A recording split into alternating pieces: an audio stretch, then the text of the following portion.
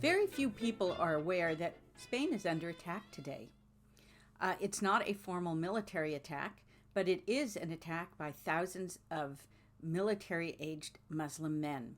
And it's taking place in a little place called Ceuta, which is on the very northeastern tip of Africa, adjoining Morocco, where the border has suddenly broken down. I will show you videos of what happened and explain how it happened.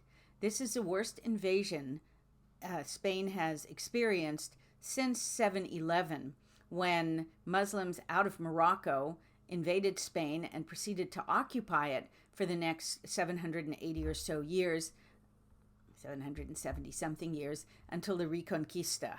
I'm not sure today's Spanish are going to be happy with their new Muslim overlords. So let's start by showing some footage of what has been taking place in Spain today. In this video, you can see thousands of people walking along the coastline, and they are crossing from Morocco into Spain.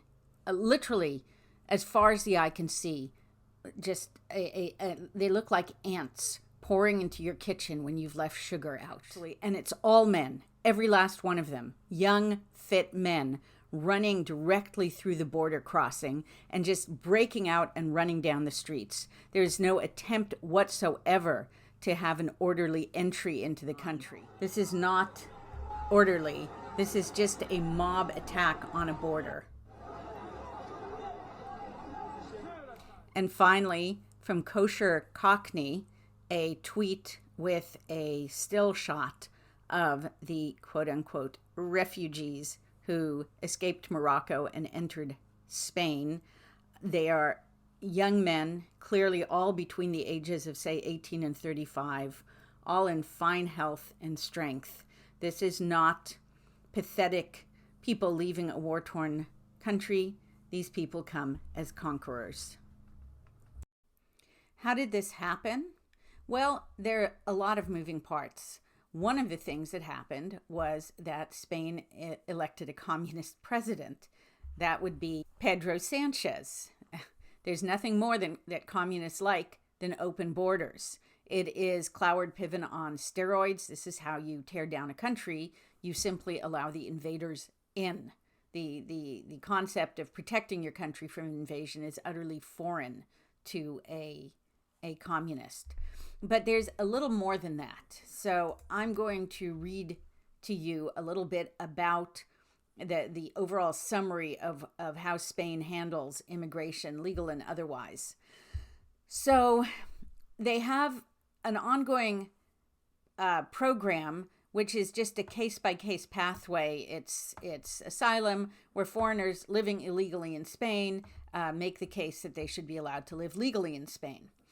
In 24 and 25, the government announced easier eligibility rules that would regularize as many as 300,000 people annually for 3 years. So every year, 300,000 people would be regularized. Most of them actually would be illegal immigrants from Latin America, because Spain, having once colonized Latin America and parts of the Caribbean, now has policies that enable the former colonized people now to come to Spain and colonize Spain. So, you can quibble with that policy. Then in 2026, the government announced an extraordinary regularization, which was a mass application program that was intended to help 500,000 people or so. So far, it's received 1.175 million applications.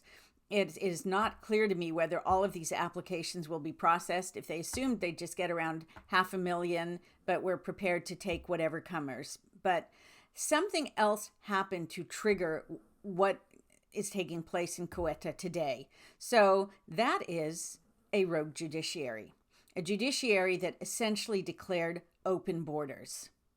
So according to ChatGPT, A recent Spanish Supreme Court decision reportedly restricted Ceuta and Melillas' ability, that's another Spanish location, to conduct immediate or summary returns of some migrants intercepted in the water. Previously, Spanish forces sometimes returned swimmers directly to Morocco without placing them first through an immigration or asylum process. So if they were trying to do what Trump did in his first term, which was stop people before they got into the country. The new ruling now means that any migrant who reaches Spanish control is automatically registered for the asylum process. And that ruling opened the borders, and it was aided by the fact that the weather conditions are perfect for those coming by water, but a lot of them are just crossing over the border, because once you decide to invade, once you recognize that a border is minimally capable of handling a mass invasion, there is nothing to stop you. I mean, this is like any Hollywood movie where you see the barbarians charging the barely manned outpost. There was nothing at the border that prepared the Spanish customs agency and the border guards for this kind of invasion. And now, thanks to that court ruling, every one of these military-aged young Muslim men must go through a full asylum process and can live freely in Spain. And Spain, of course, is part of the EU. So the border between Spain and the rest of the EU doesn't exist. Theoretically, Britain is not part of the EU anymore, but the Labour government, first Keir Starmer's and now Andy Burnham's, has an open border policy when it comes to boats crossing the channel and pulling up at any British station. So what essentially happened is a redo of 2015 when Angela Merkel opened Europe's borders to millions of Muslim migrants. As far as I'm concerned, Europe is a dead continent walking. Now, one other interesting thing, you have to be careful how you ask this, because I asked ChatGPT about what's going on in Spain with immigrants, and it hadn't yet picked up on what was happening in Ceuta. Once I gave it the heads up, it did a good research job and caught up with a lot of things. I said one other thing, a couple of other things. 2, as of this recording, Spain officially has not done anything to stop this invasion. And 3, as of the time I'm making this recording, which is 2:30 in the afternoon on, I guess today's when I lose track of time so easily, Thursday, 2:30 in the afternoon on Thursday, the only major media outlet that has covered this story is ABC News, which simply reprinted an AP story. Now, when I say major media outlet, I mean major American media outlet. So far, Reuters and AP and some British publications have reported on it. But as of this time that I'm recording, so it could change, CNN, NBC News, CBS News, the New York Times, the Washington Post, MSN Now, they've all been silent about it. So we'll see when they catch up to this story, which I think is a big deal. And Spain and the rest of Europe had better think it's a big deal too.